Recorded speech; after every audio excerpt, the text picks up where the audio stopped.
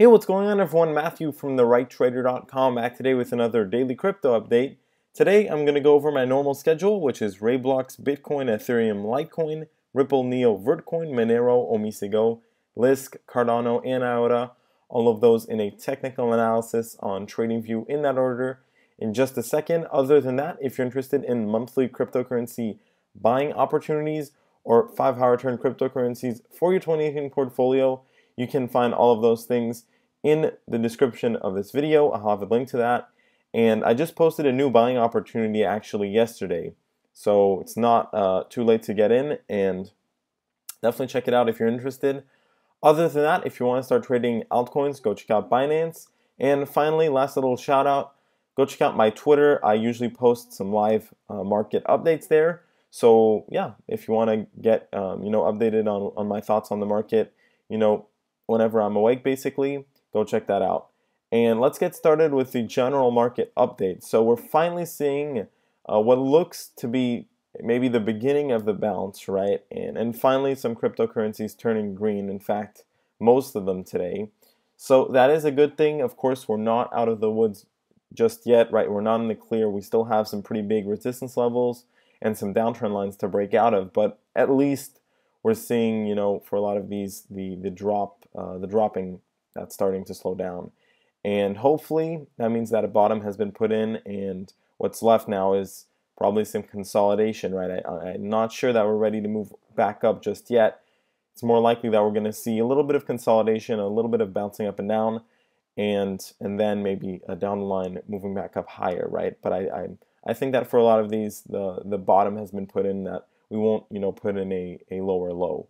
So that's good. And as far as exceptions, Roblox is one of the cryptocurrencies that's down today a bit. Not the best sign for Roblox. Of course, Roblox is going through a little bit of a transitional phase, so it lost a bit of momentum. Other than that, some of the cryptocurrencies that did well here over the past couple days and during the drop are actually slowing down, like EOS and VeChain. And that's normal because, like I said, they actually did kind of well throughout this whole drop. So now they're pulling back a little bit, or kind of flat. And let's get right into the technical analysis now, starting off with Roblox. So what we can see here, I'm going to go ahead and put in some trend lines to give you a better idea of what's happening. But we're definitely still downtrending in the short term, no doubt about it. Go ahead and put in this downtrend line right over here. So we do want to try to break out of that to kind of confirm any kind of upside momentum and upside movement potential. Otherwise, I'm going to go ahead and throw in some support levels over here. So we've got a support level at around 124,500 satoshis. And then what worries me a bit more, I would say, is we have a pretty significant resistance level right over here at around, I'm going to go ahead and adjust this a little bit, but basically right under 130,000 satoshis, right? And I'll go ahead and zoom in a bit because I know this isn't the best chart. I would normally chart it directly on TradingView, but XRB isn't listed there yet, so I have to do it on KuCoin. So I went ahead and zoomed in directly on the price here, and this resistance level right here, right under 130,000 satoshis, is what we might struggle with as we move forward, because we tested this a lot of times, so it's truly a pretty major level here, and it's going to be pretty hard to break above now, just because it's become such a major resistance level. So what we might see here is a little bit of consolidation between 124,500 satoshis, and of course this 129,000 satoshi level, and basically just stabilize in that area. But we do have pressure from the downtrend line, and overall XRB has just been acting pretty weak. So I wouldn't be surprised to see it even drop a little bit lower, down to 116,000 satoshis. For now, though, some consolidation in this area seems pretty likely, and unless we see it break out of the downtrend line, I would say expect more weakness or some consolidation. It's pretty unfortunate because I think XRB is a really good coin, but it lost its momentum and is going through a bit of a transitional phase, waiting for the Binance listing. So this is what's happening, unfortunately. And let's take a look at Bitcoin now. So Bitcoin is tending to lead the market. Obviously, XRB didn't follow that, but for most cryptocurrencies, they are kind of following Bitcoin right now. And it got a little bounce here off its uptrend line. It is in a short-term symmetrical triangle formation. So we can expect it to continue to move in this formation until it reaches the end and either breaks towards the upside or the downside. And actually, a positive sign here is that based on the fact that we have a lot of support at around $10,000, there's a pretty decent chance that we actually break towards the upside. Now, we may not see a very strong break towards the upside, but at least if we break out of the downtrend and then slowly trend along the uptrend line, or maybe even just consolidate in this $12,000 area, that's already better than dropping or consolidating these lower levels. So there is some hope here for Bitcoin. And as far as the indicators go, still uptrending on that histogram slowly but surely. You want to see the MACD start to flatten out, and it looks like we might be retrying to break out of the downtrend line on the RSI pretty soon here. Let's go over to Ethereum and take a look at what Ethereum has been up to. So I feel like Ethereum has been relatively volatile here, as you can see with these two previous candlesticks. And our current candlestick actually has a pretty long lower wick, which we actually had that on the previous candlestick as well. And those are good signs, right? That means that buyers are buying up those lower levels near that lower $900 area. Quite a bit of selling volume still. And as far as the indicators go, to be honest, we're still downtrending here on a lot of these. So we do want to see them start to flatten out at the very least before we can expect to really get out of this downtrend. And what I'm going to be looking here for Ethereum is going to be maybe consolidating in this area, right? So we can get a little bit of a base put in to hopefully break out of the downtrend line. We do have a lot of support at $917, so hopefully we won't break back below that. If we do, it's going to push us quite lower back towards, $800 and $760. So we'll have to see if that happens. I'd say for the timing, in the next couple of days, I think we'll be able to hold in this $900 area a bit longer, maybe even start to push towards $1,000. So let's take a look at Litecoin now and see if Litecoin is also starting to see some bullish signals. So Litecoin is trying to peak out of the downtrend line on the RSI. That's a good sign. Looks like it's back to uptrending slightly on the histogram. Still needs to go positive though, and we want to see the RSI start to flatten out as well. It's finding support here at basically the middle of its range between $145 and $218. So I'd say can't expect too much here except a bit more consolidation for Litecoin. I just modified the downtrend line, pulled it back down a little bit, and we're going to see, right? We're going to see pretty quickly if we're going to be able to break out of the downtrend line or if we're going to see continued pressure towards the downside. I think that Litecoin is going to continue to consolidate here, to be honest, right? Unless we see a very strong move towards the upside, probably just going to continue to consolidate. It may break out of the downtrend line, but I'd expect that to be in a pretty horizontal manner where we just continue to consolidate in our range here. So let's go over to Ripple, which is actually experiencing a pretty strong bounce this morning, and take a look at if there's some bullish signals. So the histogram is slowly but surely uptrending. We're out of the downtrend line on the RSI, but we're kind of flat there. And it looks like we're slowly starting to hook back over on the MACD, but we do want to see it flatten out more. So what we're seeing now with the candlesticks are basically two pretty flat, basically doji candlesticks. And the lower levels are getting bought up pretty nicely. The only problem with this is that we didn't put in a higher high, and we can see right with this candlestick that we're experiencing a lot of downside pressure from the downtrend line. So unless we see it break out of that, which is definitely possible, right, because we have been putting in a little bit of a base here, probably going to see it trickle down a little bit lower, maybe back towards $1.15. Other than that, we've got a lot of downside movement from the Bollinger Bands and the middle band, right, and that's not a great sign. That's definitely going to put some pressure on the price.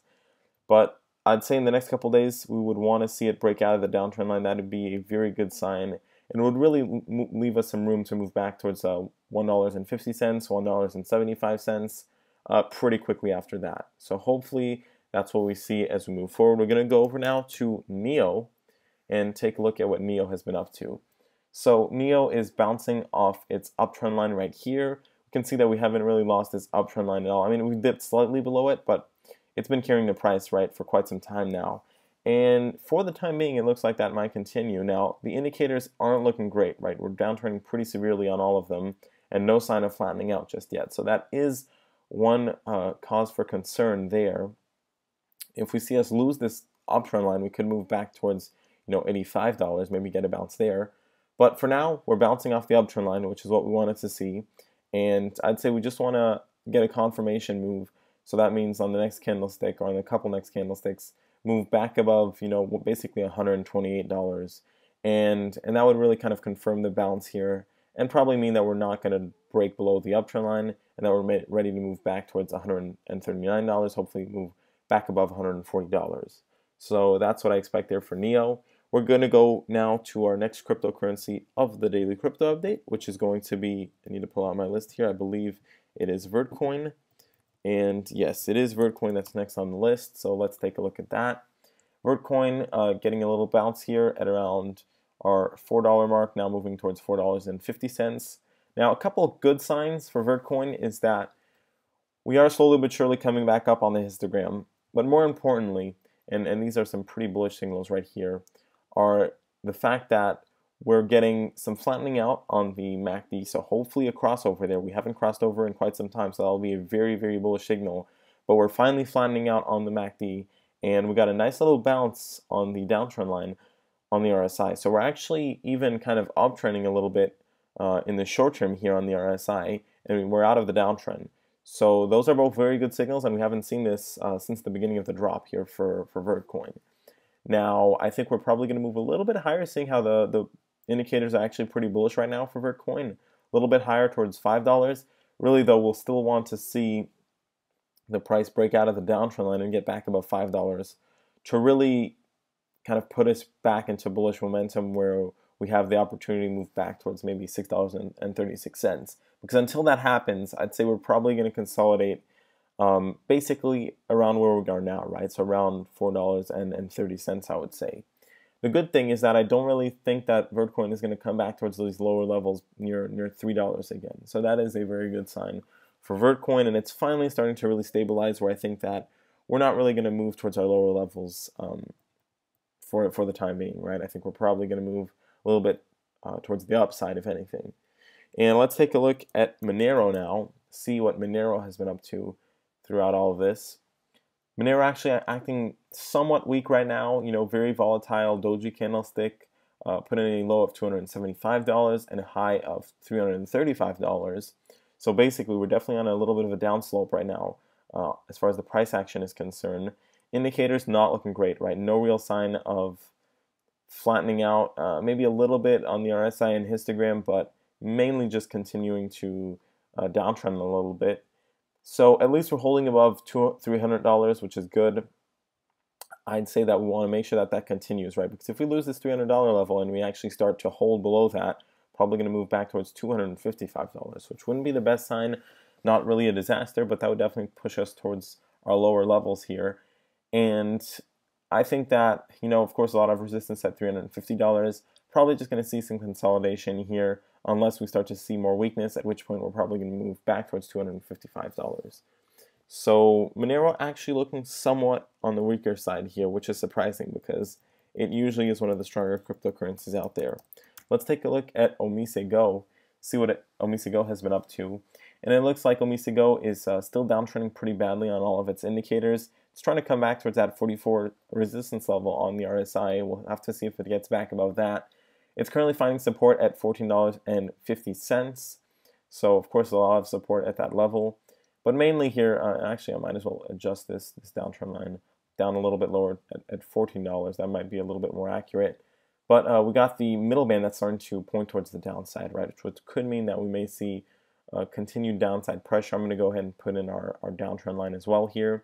And what we're left with is a pretty small little triangle here, where we're probably going to trade in between until we break either below $14, which would probably push us down to, back towards $12, I would say. So I'll go ahead and put in that support level over here at $11.83. I don't see us moving further than that if we do drop below $14. And otherwise, hopefully maybe horizontally cross through the downtrend line at that point, maybe slowly but surely move back higher. Let's take a look at Liske now and see what Liske has been up to. So Liske is actually looking somewhat bullish here. We've got some flattening out on the RSI. We've got the histogram that's starting to slowly but surely uptrend, and maybe a little bit of a hook back over on the MACD, right? So we still want to see that flatten out a little bit here, but not looking too bad. Mainly though, what's actually really bullish is that we're starting to peak out of the downtrend line, so starting to break above that. We actually made a move all the way back to $25. That didn't hold just yet. But seeing what's happening now and seeing that we put in a nice little base actually over the past couple days, which is a very good sign that we got some consolidation out of the way. I'd say we're either going to continue to consolidate a little bit, but I even expect the price to move a little bit higher in this range between $20 and $25 and really start moving closer to $25 now. So once we break above that, we probably will be able to move back towards the highs, but slowly but surely here, I think we're going to move back towards that $25 mark. Let's take a look at Cardano and see what Cardano has been up to. So Cardano has been in a bit of a different situation than a lot of these cryptocurrencies, not really following the general trend, which is neither a bad or good thing, right? It's kind of doing its own thing right now. Still downtrending on a lot of the indicators, no real sign of flattening out. That's something that we do want to see to get a bounce going. But we're pretty flat right now on the Bollinger Bands and on the middle band. That could mean that we're in for some consolidation here. We're finding support at 5,125 Satoshis. And we definitely want to hold above that, right? If we if we break and hold below that level, probably going to move lower towards 4,000 Satoshis and then consolidate in this lower range right here. So hopefully that doesn't happen and we're just going to consolidate in our current range, right? And it's definitely possible. It's just that we have been seeing some weakness over the past couple of days with some pretty consecutive down days, right? And not much volume here for Cardano.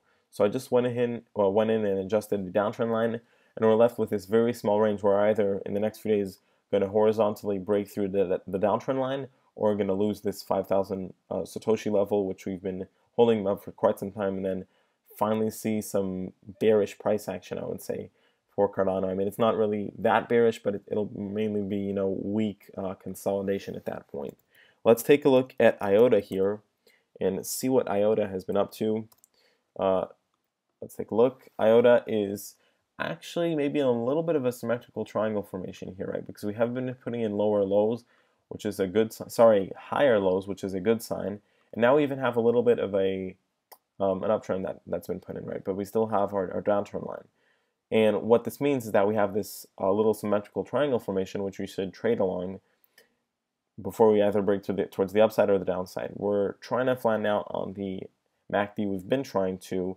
We are starting to flatten out on the RSI. It looks like it might make a move to break out of the downtrend line, and kind of similar on the histogram.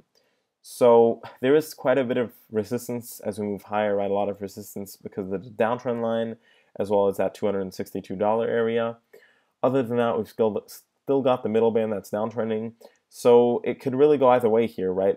There is just a lot of downward pressure. So I think we're either going to, like I said, we're probably going to move in this symmetrical triangle formation a little bit further. And when we reach the ends of that, we're either going to make a move above $2.62, or we're going to lose this uptrend line and then probably just consolidate around $2. But if we lose $1.91, probably going to move back towards, $1.50, maybe even back towards $1.13. With that being said, everyone, this is the end of the daily crypto update. I hope you enjoyed this video. If you did, please make sure to like and subscribe. Don't forget to check out my Twitter and my premium content. I have a link to that in the description of this video, and I'll catch you next time. Thanks for watching, everyone. Have a great day.